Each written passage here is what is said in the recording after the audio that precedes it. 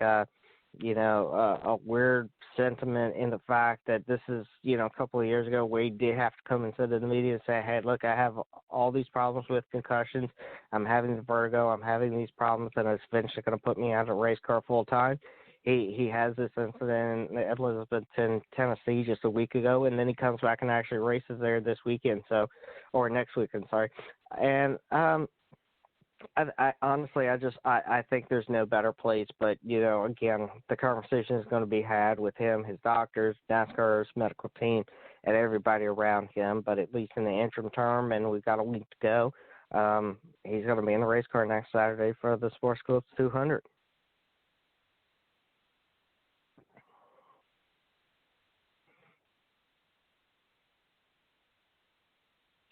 Steve, can you hear me?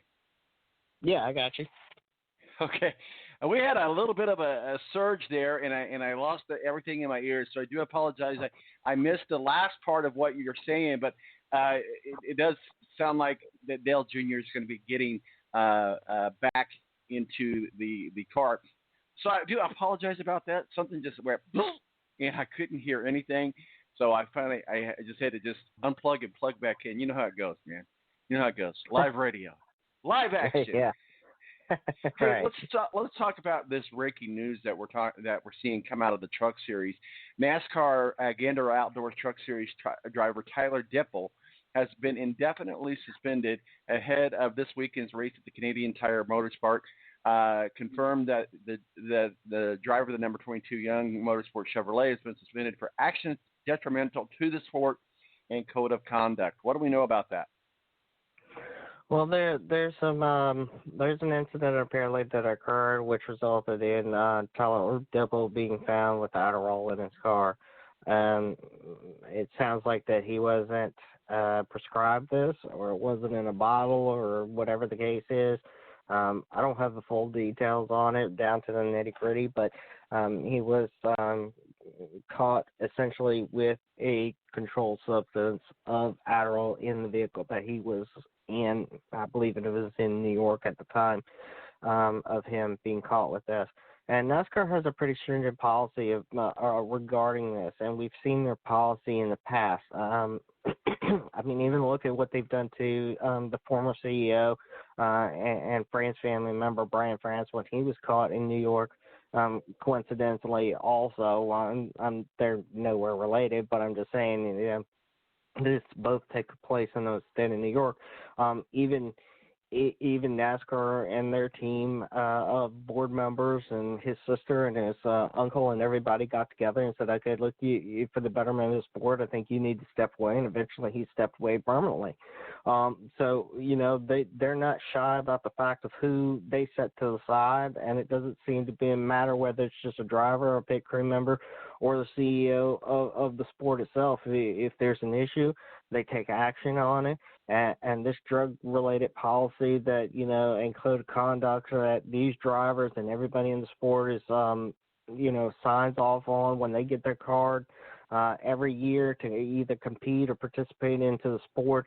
NASCAR is pretty stringent about the fact of you holding to it. So for Tyler Dipple, I'm sure there's going to be some kind of road to recovery program. There's going to be some kind of action that will have to be taken for him to be reinstated back into the sport. We just had just a couple of weeks ago, Dylan Lupton, not Dylan Lupton, but another driver at Bristol Motor Speedway that did fail their drug test. They were removed from the track, and they are indefinitely suspended also at the same time. So, it's a tough situation, but I think it's a necessary situation that NASCAR has kind of, in some respects, they've led the way into this, where they just really they're just not going to take what we've seen in the NFL, for example. We've seen players in the NFL commit all kinds of crimes and actions, drug-related offenses, etc., whatever the case is, and a lot of times they slap on the wrist and a couple $1,000 fine, one or three, couple, events they have to sit out of. They're still getting paid, whatever the case is, due to the collective bargaining agreements and things like that.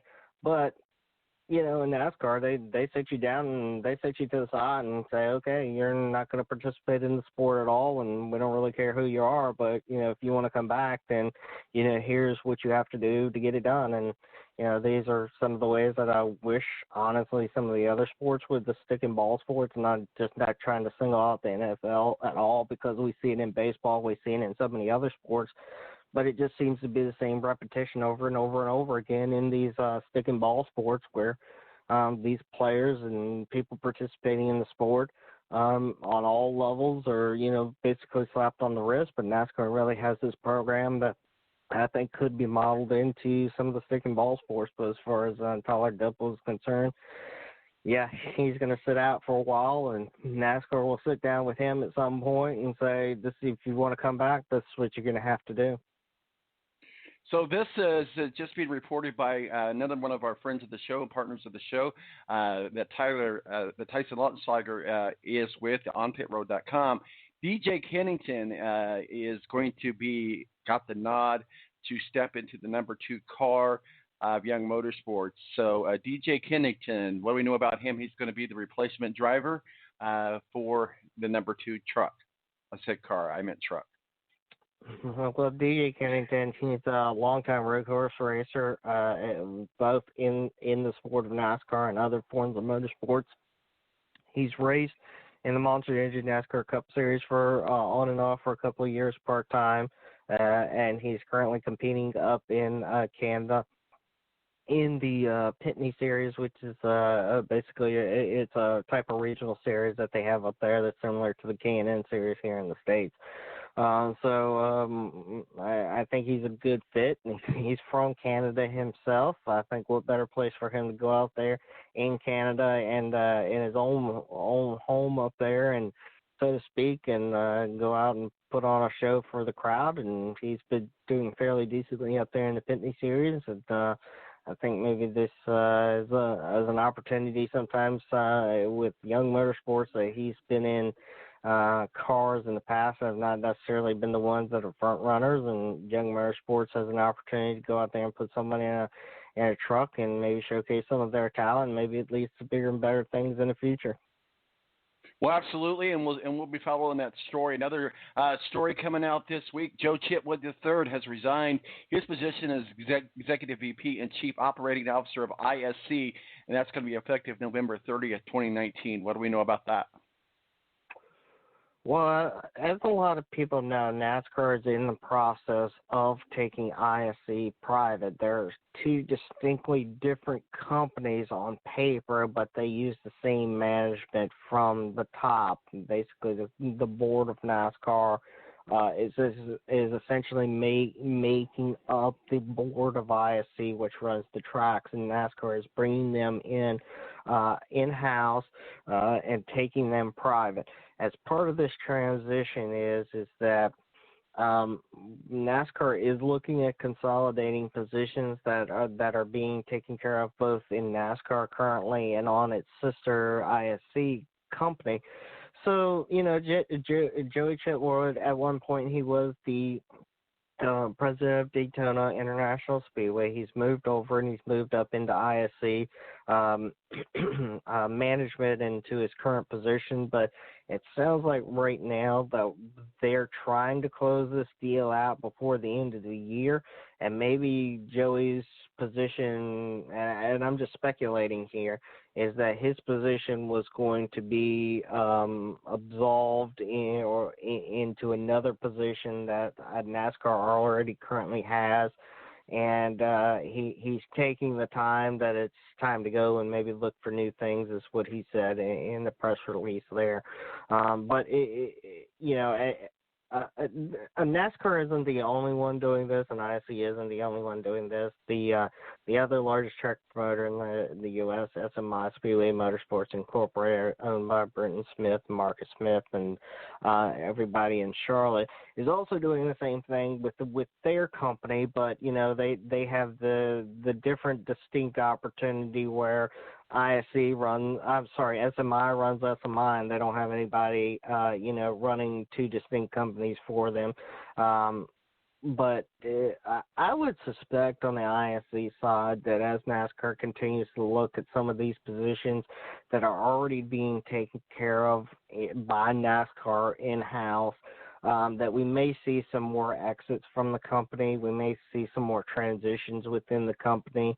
And this is a process that's been going on for quite some time. SMI is almost at the edge of taking theirs, I think, later on this year. I believe it's like October or something like that the deadline has been set. I don't know what ISCs have been set, but it sounds like that it may be in the November, December timeframe if he's going to exit the company at that point, because it'll be right before their next quarter starts. Steve Wilson, Speedway Digest, taking the weekend off from doing race coverage, and we appreciate you jumping on and talking with us a little bit about some of the stories going on in NASCAR. But real quickly, just give us a quick high-level, 365 feet high look at what's going on this weekend in NASCAR Xfinity, and we talked a little bit about the trucks. Go ahead. So Xfinity Series is going to be out at Road America this weekend. I already got some troubles out there in practice yesterday. No, Lord. A couple drivers are going to be going to the rear because of retro race cars there, and that will take place later on this afternoon, around 2:30, 3 o'clock time frame from Road America Racing out there with the SeaTac 180 for them. Gander Outdoors Truck Series, they're going to race tomorrow from Canadian Tire Motorsports Park for them for the Silverado 250. And you get a little precursor to IndyCar racing with the Can-Am Series being out at Gateway Motorsports Park, racing out there as a support series to the big-time IndyCar races. So a little bit of NASCAR and IndyCar on the same weekend. It's the last preseason game in the NFL. Really doesn't mean anything. The Bears come to town today here in Indianapolis to pay the Colts. I'll be down there at the VIP tailgate party drinking my butt off. Just saying. Just since we're being honest, we're not going to be watching any starters. So we say it's a pretend football, if you will. I know it means something to the players on the field. Still trying to get a roster shot. But we see Jacoby Brissett is set. And what are you thinking about your Washington Redskins this year? Well, I can say Coach Gruden better get his stuff together, because I think if the poor I've seen a couple of reports here locally that if he can't get his stuff together, he's going to be sitting on the sidelines his own self. Yeah. So we'll see what happens, and we'll be following the Redskins as well as other NFL teams as we get ready for the 2019 NFL season. Steve Wilson, Speedway Digest, thank you for joining us. Where can people find your work and masterpieces, sir? You can follow us at Speedway Digest on Twitter, Facebook.com/Speedway Digest, and SpeedwayDigest.com. We got you. Appreciate it, Steve. Have yourself a good weekend off. Thank you. You too. Take care. Steve Wilson, not covering any races this weekend, but he was kind enough to jump on and talk some NASCAR with us and bring us up to speed on some of the stories that are going on. 917-898-5516 is our digits. We'll be right back. Tony Donohue is going to join us. We're going to start breaking down this college football action and a little bit of NFL preseason talk, and still to come. Mo from the BS Sports Show. My name is Tom Marquis, El Presidente. We'll be right back right here on the Balance Radio Network. Tonight, I just want to take you away. Throw your hands up in the sky. Let's set this party alright.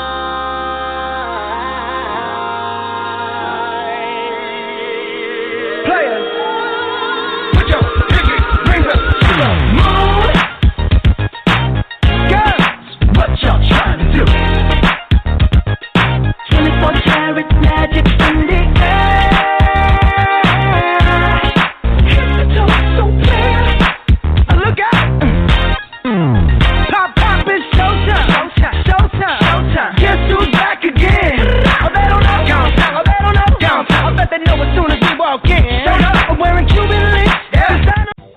National Guard is a reserve component of the United States Air Force and serves alongside active-duty Air Force members in times of a national crisis. In addition, the Air Guard serves the state and local communities